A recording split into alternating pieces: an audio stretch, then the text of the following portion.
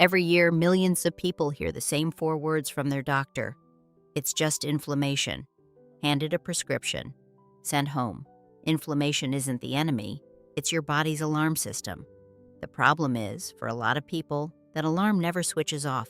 Not for a week, for years. And what's on your plate is either quieting that alarm or feeding it. 20 foods today, ordinary ones. Things probably already sitting in your fridge.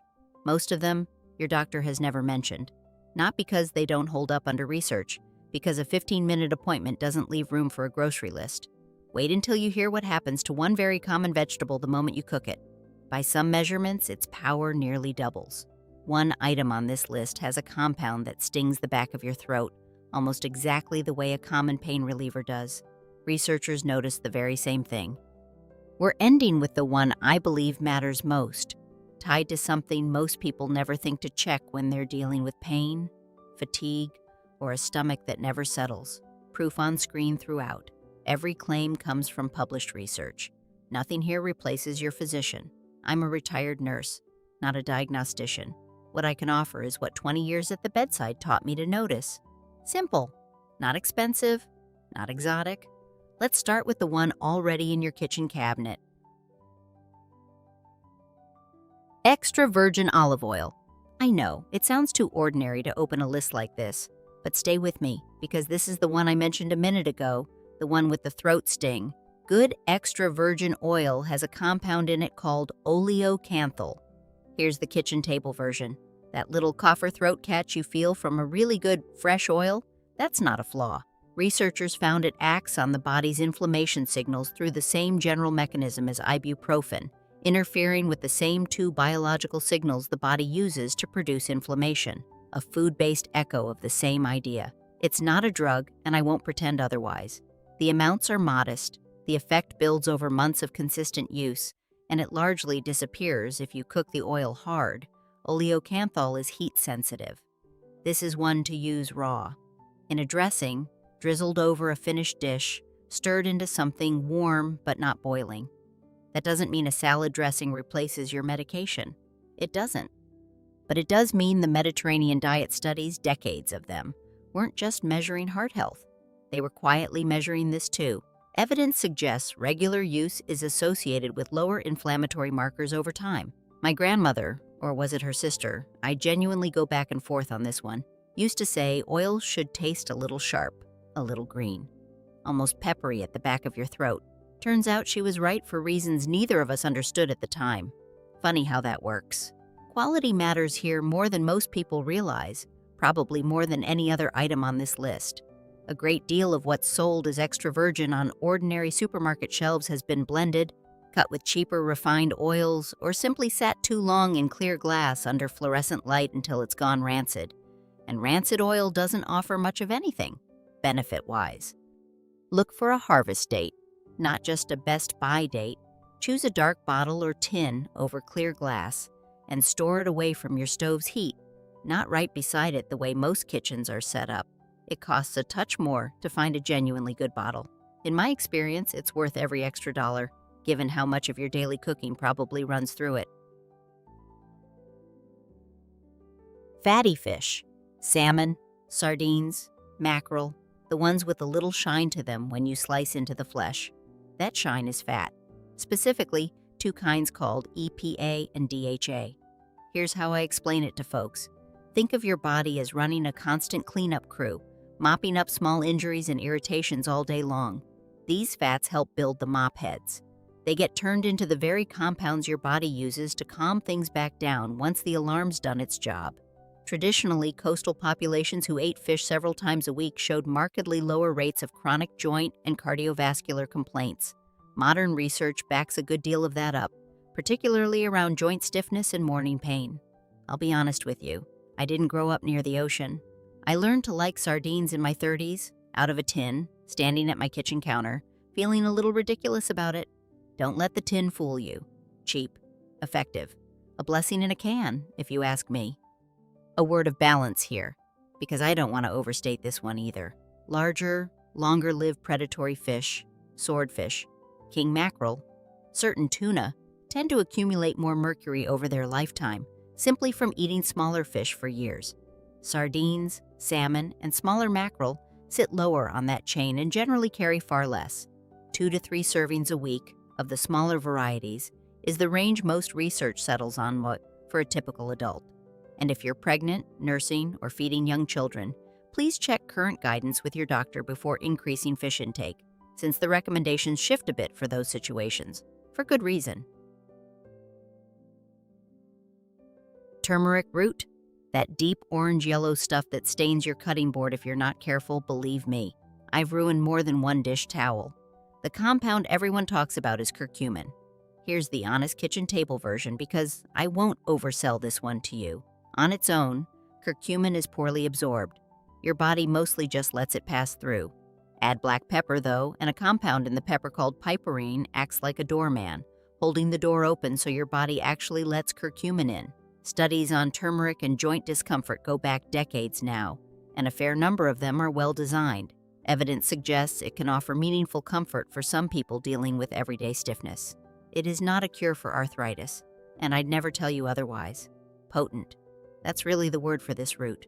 A small amount goes a long way, in flavor and otherwise. I keep a jar of it, black pepper mixed right in, sitting by my stove. A small habit, a steady one. One caution I share with nearly everyone who asks me about this root. Concentrated turmeric or curcumin supplements can interact with blood-thinning medication, and in some cases with diabetes medication as well. So if you're taking either, please speak with your doctor before adding a concentrated supplement to your routine.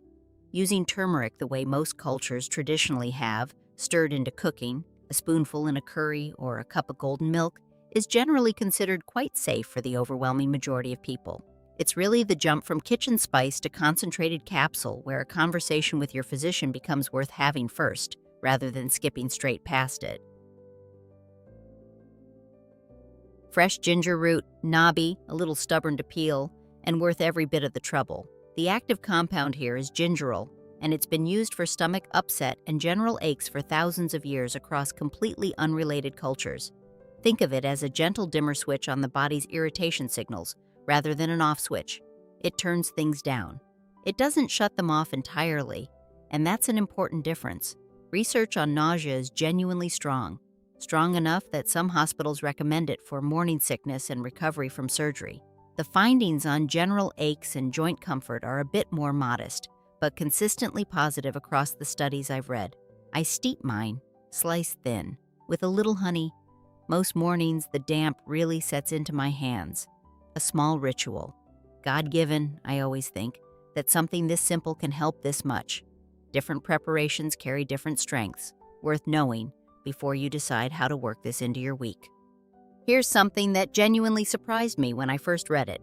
Drying ginger doesn't simply weaken it. The drying process actually converts the main active compound, gingerol, into a related one called shogaol, which research suggests is more potent, not less. Different, but not lesser.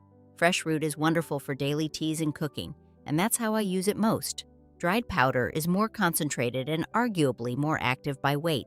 Candied ginger, the sugary kind sold in little tins, is pleasant enough, but a good deal of what you're tasting by that point is sugar, not root. Ginger has traveled about as far as any food plant in human history, traded across the ancient spice routes and documented in medicine texts from India, China, and Rome, going back over 2,000 years. That kind of independent reach, across cultures that had no contact with each other, tends to mean something. Sailors carried it for seasickness long before anyone had a name for gingerol. They knew it worked. The science just eventually agreed. Blueberries. Small, unremarkable to look at, and, I'd argue, one of the more quietly powerful things you can put in a bowl. That deep blue-purple color comes from compounds called anthocyanins. Here's the simple version. Pigment this concentrated tends to double as protection in the plant, and, evidence suggests, in us too. It's part of what gives the berry its color and part of what may help calm an overactive response inside the body. Small, that's the surprise of it. You don't need a mountain of these. Research generally points to a modest daily handful, consistently, over weeks and months, rather than one enormous serving every so often. I grow a few bushes along the back fence. The birds get more than I do most seasons, if I'm honest, and I've mostly made peace with that. There's enough to go around, usually. Here's a detail worth knowing before your next grocery trip. Wild blueberries, the smaller variety most often sold frozen rather than fresh, generally carry a noticeably higher concentration of these pigments than the larger cultivated berries you'll typically find in the fresh produce section. Smaller size, it turns out, often means a more concentrated dose per bite. Frozen doesn't mean lesser here, whatever your instinct might tell you standing in that aisle. In fact, frozen wild blueberries are usually the better nutritional choice, and considerably easier on the grocery budget besides, particularly outside of the short summer season when fresh ones tend to run expensive. There's a small mercy in how easy this one is. No special preparation, no cooking required, no risk of losing anything to heat the way some of today's other foods can lose ground in a hot pan. Rinse them, eat them straight from the bowl, and you've already done the work. Simple. Most good things are. Walnuts. And yes, I know what everyone says about the shape. I'll get to that. Walnuts carry a plant-based omega-3 called ALA. It's not identical to the kind found in fish, and I won't pretend otherwise, but your body can convert a portion of it into similar compounds used for calming an overactive response. Think of it as a slower, gentler supply line compared to fish oil's more direct one. The thin brown skin around the nut, the part people sometimes peel off for a milder taste, actually carries the bulk of the plant's protective compounds. Leaving it on is, in my opinion, worth the slightly bitter edge. About the shape. Folks have joked for generations that a walnut resembles a little brain, folds and all. It's a coincidence, nothing more. And I tell people that plainly. But it's a fun enough coincidence that it's earned the nut a permanent spot in my kitchen jar. Portion and storage both matter more than people expect with this one. A small handful, roughly a quarter cup, is generally the amount used across most of the supporting research, so there's no need to eat a whole bag at once thinking more is automatically better. And because the fats inside walnuts are genuinely delicate, keeping them in a warm pantry for months on end lets them slowly turn rancid, quietly losing much of their benefit long before you'd notice from taste alone. The icebox, or even the freezer for longer storage, keeps them fresher for considerably longer in my experience than any cupboard ever could. I keep a small dish of these out on the counter most days, rather than tucked away in a cupboard, mostly because a food you can see is a food you actually reach for. A small trick. Nothing scientific about it, just plain habit. It's served me well enough over the years that I've never bothered changing it. Broccoli. I can already hear a few of you groaning. Give it a chance. Broccoli and its cousins, cabbage, kale, Brussels sprouts, contain a compound called sulforaphane. Picture your body running a constant cleanup operation, clearing out cellular debris the way you'd clear leaves out of a gutter before a storm. Sulforaphane appears to give that cleanup crew a boost, according to a growing stack of laboratory and early human research. Here's a detail most people miss. Chopping it and letting it sit for about 10 minutes before cooking allows more of that compound to actually form. It's a small habit. It costs you nothing but a little patience. I steam mine lightly, never boil it to death the way my own mother did. Bless her heart. Overcooking, I've learned, takes a fair bit of the benefit right down the drain with the water. If you want to take this further, there's a genuinely simple trick worth knowing. Broccoli sprouts, the tender young shoots harvested just days after the seed germinates, carry a concentration of this same compound many times higher than the mature, full-grown vegetable. A small tray on a windowsill, a bit of water twice a day, and you've got a fresh harvest in under a week, any time of year, regardless of season or garden space. It's genuinely one of the easiest things I've ever grown, indoors or out, and I'd argue it belongs in more kitchens than it currently does. It's worth remembering, too, that this whole family of vegetables, broccoli, cabbage, kale, Brussels sprouts, cauliflower, all trace back to a single wild plant that farmers gradually shaped over centuries into these different forms. One humble ancestor, several very different vegetables on your plate today. There's something almost providential in that kind of patient, generational work. Garlic. Pungent, a little stubborn on the fingers, and used across nearly every culinary tradition on earth for one reason or another. The compound responsible is allicin, and it only forms once the clove is crushed or chopped, which is why whole roasted garlic behaves a little differently than the raw, minced kind stirred into a dressing at the last minute. Crushing it and letting it rest a few minutes before cooking gives that compound more time to develop.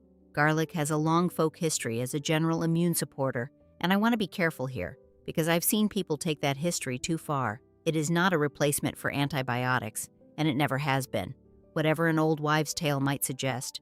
What the research does support is a modest supportive role alongside a generally healthy diet.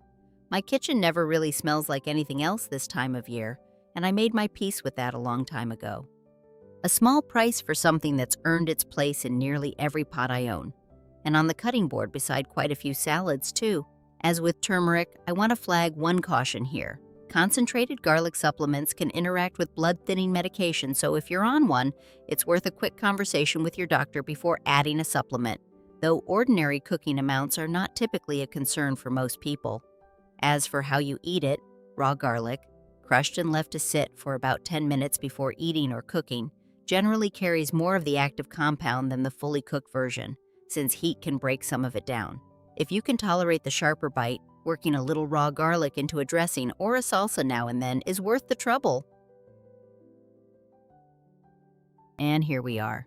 Number 9, the one I teased earlier, the vegetable that gets stronger the moment you cook it. Tomatoes carry a pigment called lycopene, the same one responsible for that deep red color. Raw, your body only absorbs a small portion of it. Here's the twist. Heat breaks down the plant's tough cell walls, releasing far more lycopene than raw slicing ever could. Add a little olive oil, and absorption climbs again, since lycopene is fat-soluble. Studies looking at populations with diets rich in cooked tomato products have generally found lower markers of inflammation and better cardiovascular numbers overall. It's one of the rare cases where the canned or jarred version genuinely holds its own against fresh. I make a big pot of sauce most Sundays.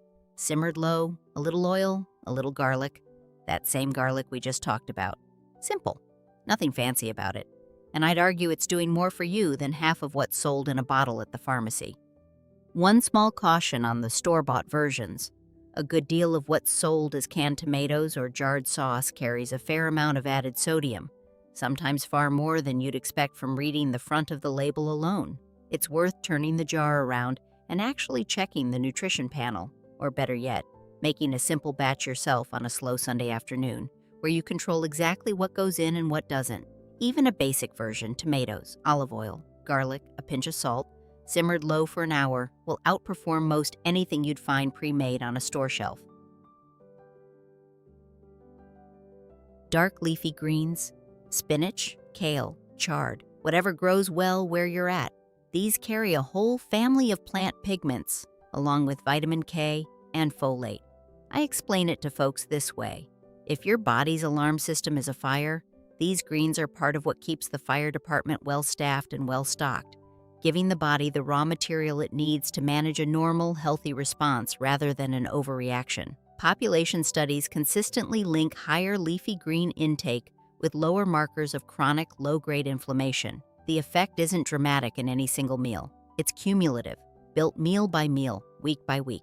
These are the easiest thing in my whole garden to grow, truth be told. Stubborn even. They come back when I've half given up on them. There's a kind of quiet lesson in that, I think, about persistence and about grace. One note genuinely worth knowing, especially if you're on certain medications. These greens are quite rich in vitamin K, which plays a central role in how your blood clots. If you're taking a blood-thinning medication like warfarin, sudden large changes in how much of these greens you eat, in either direction, can throw off how well that medication works. The answer isn't to avoid greens altogether. It's to keep your intake fairly consistent, week to week, and to have an honest conversation with your doctor about where your typical diet already sits, so your medication dose can account for it properly. I'll say this plainly, because I think it matters. Of everything on today's list, these greens are probably the single easiest habit to build, and the cheapest by a fair margin. A bag of spinach costs next to nothing and disappears into a soup, an omelet, a smoothie, without much fuss or complaint from anybody at the table. Tart cherries. Not the sweet kind you'd eat by the handful, the sour ones, usually sold dried, juiced, or frozen. Tart cherries are unusually rich in anthocyanins, similar to blueberries but in a much more concentrated form. Athletes have used tart cherry juice for recovery for years now, and the research on reduced muscle soreness after exercise is genuinely fairly solid. Here's the detail that surprises people. Tart cherries are one of the few common foods that actually contain melatonin, the same compound your body produces to regulate sleep. I'll be straightforward. The amounts are small, trace amounts really, nowhere near a supplement dose.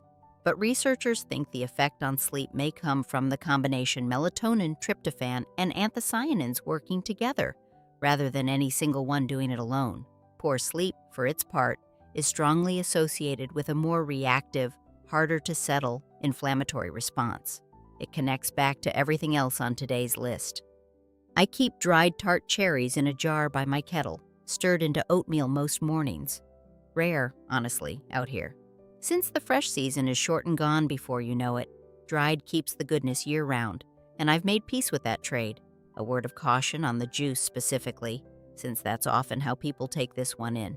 Cherry juice concentrate is exactly that, concentrated, and it's remarkably easy to drink far more sugar in a glass than you'd ever eat sitting down with a bowl of whole cherries. A small glass, somewhere around 4 to 8 ounces, alongside a meal, rather than on an empty stomach, is generally the amount used in most of the research on exercise, recovery, and sleep quality. Whole or dried cherries without added sugar remain the gentler, everyday choice for most people, in my opinion. Tart cherry trees are hardier than you might expect, and a good deal more forgiving of a rough winter than their sweet cherry cousins. I've thought more than once about planting a couple along the fence line myself. Haven't gotten around to it yet, if I'm honest. Some years, the garden list simply grows faster than the garden itself. Green tea, the second most consumed drink on this earth, after water, and for good reason, evidence suggests. The compound to know here is a catechin called EGCG. Picture it as a gentle traffic officer, standing at a busy intersection inside the body, helping keep an overactive inflammatory response from running every light. It's been studied for joint comfort, for cardiovascular markers, and, more recently, for its role in the gut. Traditionally, green tea has been used in East Asian medicine for well over 1,000 years, long before anyone had a name for a catechin. What modern research is really doing, in a lot of these cases, is catching up to something communities figured out through careful patient observation. Centuries ago, 2 to 3 cups a day, generally, is the range most of the research settles on. Gentle, not a jolt like coffee. I drink mine slow, most afternoons, standing at the window watching the fog burn off the back field. If caffeine tends to keep you up at night, an afternoon cup probably isn't your best choice. Gentle as green tea is compared to coffee. It still carries meaningful caffeine, just less of it. Matcha, the powdered whole leaf version whisked directly into hot water rather than steeped and removed, carries a notably more concentrated dose of both the caffeine and the beneficial compounds we've discussed, since you're consuming the entire leaf rather than a diluted liquid. Either version works. It largely comes down to your own sensitivity and to how strong you genuinely enjoy your tea. Storage matters more than people expect with tea leaves too. Kept in a sealed tin, away from light and moisture, good green tea holds its character and its compounds for a fair while. Left open on a sunny counter, it fades fast, both in flavor and in whatever benefit it was offering you to begin with. Ground flaxseed, small, brown, and genuinely one of the most overlooked things you can add to a bowl of oatmeal. Flaxseed carries both the plant-based omega-3 we talked about with walnuts and a group of compounds called lignans, which are fairly unique to this particular seed. Here's the important part folks often miss. Whole flaxseed mostly passes right through you. Undigested, ground, it's an entirely different story. Grinding breaks the tough outer shell so your body can actually access what's inside. Research on flaxseed and inflammatory markers is still developing, and I want to be honest with you about that. It's promising, particularly in studies involving cardiovascular and joint-related markers, but it's a newer body of evidence than turmeric or fish oil. I grind a small batch every few days and keep it in the icebox, since ground flax turns rancid faster than the whole seed does. A small chore, Worth it, in my experience, for something this unassuming. A tablespoon or two a day is the general range most of the supporting research uses, and I'd encourage you to start on the lower end of that if you're not already used to eating much fiber. Flaxseed is genuinely fibrous, and adding a large amount all at once, rather than building up gradually over a week or two, tends to leave your digestive system registering its complaints rather loudly, in ways that are uncomfortable though not dangerous. Slow and steady, same as with most habits worth keeping, tends to serve you far better here than diving in all at once. Chia seeds, tiny, almost weightless in your palm, and they do something genuinely strange the moment they hit liquid. Chia seeds swell into a soft gel when soaked, which is actually a useful visual for how their fiber behaves inside your gut. Slow, absorbent, gentle. Alongside plant-based omega-3s similar to flax, that fiber feeds the good bacteria living in your digestive tract, and a well-fed gut community is closely tied to a calmer, better regulated inflammatory response throughout the whole body. Weight for weight, chia seeds carry more of that plant-based omega-3 than flaxseed does, though your body still only converts a modest portion of it into the more active forms found in fish. Worth knowing, worth keeping in perspective. I stir a spoonful into water most evenings, let it sit while I finish up in the garden. By the time I'm back inside, it's gone from seeds to something closer to a soft, wobbly pudding. Simple, filling. I genuinely look forward to it. One genuine safety note worth taking seriously here, not just a passing caution. Always let chia seeds soak in liquid, water, milk, juice for at least 10 to 15 minutes before eating a meaningful amount, particularly if you have any difficulty swallowing. Dry seeds can continue absorbing liquid and swelling after they're already past your throat, which has, in rare documented cases, caused real difficulty. It's an easily avoided risk, simply by planning a few minutes ahead and letting that little gel form in a jar before you eat it, rather than spooning the dry seeds straight into your mouth. These seeds have an old history of their own, used by ancient peoples in Central America as a portable, energy-dense food, carried on long journeys precisely because a small amount went such a long way. Modern research is really just catching up to a use that's been around for a remarkably long time. Avocado. Creamy, a little indulgent feeling for something so good for you, and one people often assume is just a trendy add-on. Its fat is mostly the monounsaturated kind, similar in structure to what's in olive oil, and it does something quietly important. Several of the compounds we've talked about today, the pigments in tomatoes and greens for instance, are fat-soluble, meaning your body needs a little fat present to absorb them properly. Avocado essentially opens the door for those other foods to do their job better. It's also one of the better plant sources of potassium, more per serving than a banana, which surprises most people the first time they hear it. Potassium plays a supportive role in overall cardiovascular and vessel health. I add a few slices to nearly everything this time of year. Toast, eggs, straight off the spoon if I'm being completely honest with you. A small indulgence that happens to be doing real work behind the scenes. Worth knowing, since it's easy to lose track of with something this pleasant to eat, avocado is calorie-dense, being mostly fat, even the beneficial kind we've discussed. A quarter to a half of one at a time is a genuinely reasonable portion for most people, rather than an entire avocado in a single sitting, however tempting that can be. Good fat is still fat, calorie for calorie, and moderation applies here, the same as it does anywhere else on this list. A little, consistently, tends to serve you far better than a lot, occasionally. Beets. Earthy, deep red, and the kind of vegetable people either love outright or avoid entirely. There's rarely an in-between. Beets carry natural compounds called nitrates. Here's the simple version. Your body converts these into a signal that tells blood vessels to relax and widen, a bit like easing traffic onto a wider road during rush hour. A calmer, better-flowing vessel lining tends to run a gentler, less reactive inflammatory response overall. Research on beet juice and blood pressure is genuinely well established at this point, and the inflammatory benefits appear to track right alongside those cardiovascular findings, according to several studies I've reviewed over the years. Don't throw away the greens, by the way. The leafy tops are just as nutritious as the root. arguably more so, and most people toss them straight in the compost without a second thought. A shame, honestly. Waste not, want not, as my grandmother used to say. Or was it her sister? Either way, she was right.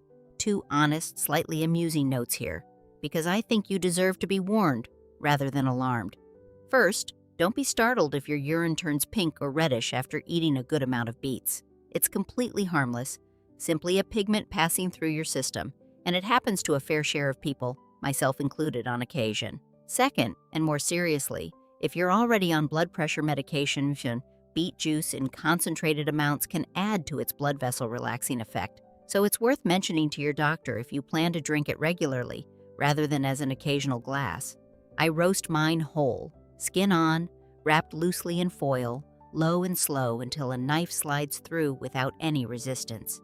The skin peels right off once they've cooled.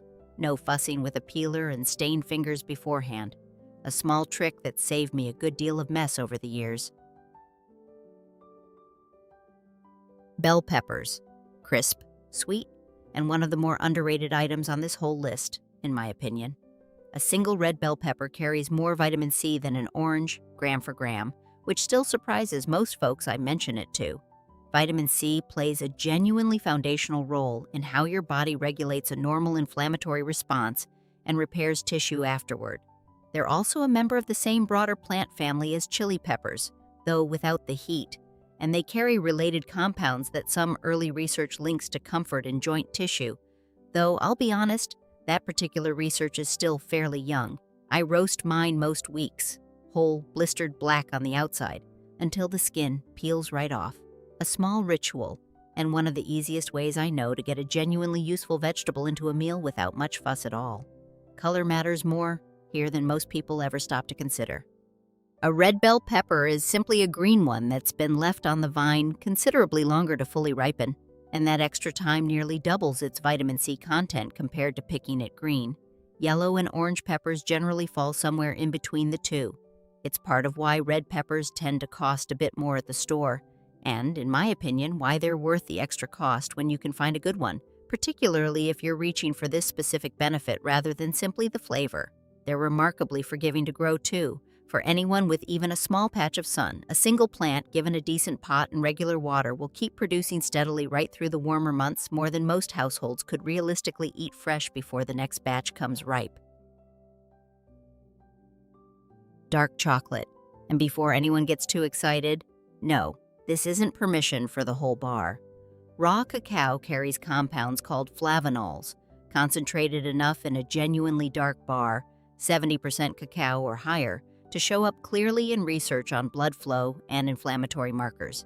Milk chocolate, unfortunately, has largely had those compounds processed right out of it, alongside a fair bit of added sugar. The research here is genuinely fun to talk about, because it's one of the rare cases where something people already enjoy turns out to hold up reasonably well under study in modest amounts, studied specifically for cardiovascular and inflammatory markers. A square or two, most evenings, is what I allow myself, and I don't feel one bit guilty about it.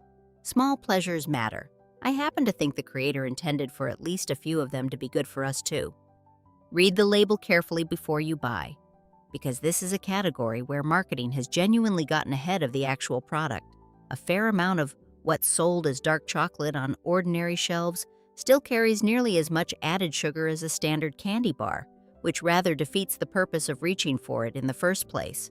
Look specifically for 70% cacao content or higher, and as short an ingredient list as you can reasonably find, ideally just cacao, a touch of sugar, and perhaps cocoa butter. Anything much longer than that is usually a sign the chocolate itself isn't doing much of the work anymore. Sweet potatoes. And here's where I want you to pay close attention, because this one has a genuine surprise built into it. Sweet potatoes are rich in beta-carotene, the same pigment family behind their deep orange color, which your body converts into vitamin A as needed, supporting tissue repair and a well-regulated inflammatory response. That much is fairly well known. Here's what most people have never heard. Cook a sweet potato, then let it cool completely in the icebox before reheating it, and a portion of its starch changes structure into something called resistant starch. It passes through the stomach mostly intact and becomes food for the good bacteria living in your gut, further downstream. I want to be honest with you here. The conversion in sweet potatoes is more modest than in regular white potatoes or rice. But it's real, it's measurable, and combined with the beta-carotene and fiber already in this vegetable, it's worth the small habit of letting your batch cool overnight before reheating it through the week. I roast a big batch on Sundays, let half of it cool overnight in the icebox on purpose, then reheat it through the week. A small trick. Free, really, other than a bit of planning ahead, and it does genuine work you'd never guess just by looking at it. If you're managing blood sugar closely, this next detail matters. Sweet potatoes, cooled and reheated for that resistant starch benefit or not, still carry a meaningful amount of natural sugar, and portion size genuinely matters here, more than with some of the other items on this list. If you're diabetic or pre-diabetic, please work directly with your doctor or a registered dietitian on how a food like this fits into your particular eating plan, rather than assuming any general rule from a video applies neatly to your specific situation. General guidance is a starting point. Your own numbers and your own care team should always have the final say. And here we are, number 20, the one I told you, right at the start, that I believe matters most of all. Kefir is a fermented milk drink, thinner than yogurt, tangy, alive with a whole community of beneficial bacteria and yeasts working together. And here's why I'm ending on this one specifically. A great deal of your body's inflammatory response, more than most people realize, is coordinated right there in your gut. A well-fed, diverse gut community appears to keep that alarm system I mentioned at the very start of this video running calmer and better regulated overall. An overgrown or poorly balanced one tends to do the opposite, keeping that alarm on a hair trigger, evidence increasingly suggests. So in a real sense, everything on this list works better when your gut is already in good working order. Kefir isn't just another item on the list. It's closer to the soil every other item on this list is planted in. I've made my own kefir for years now, right there on the counter. Same grains passed down, fed fresh milk nearly every single day.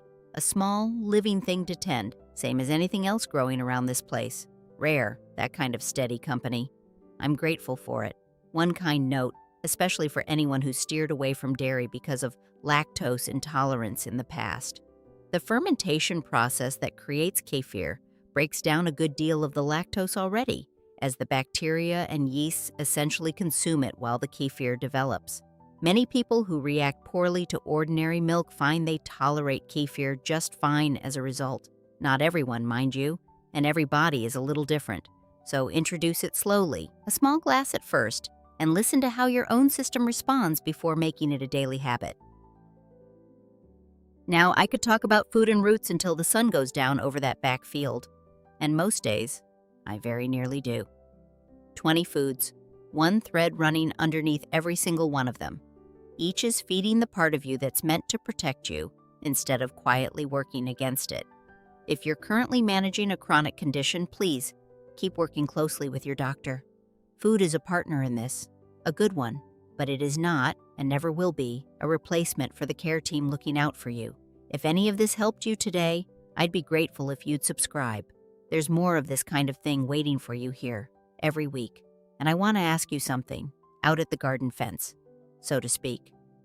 Of the 20 we covered, which one genuinely surprised you?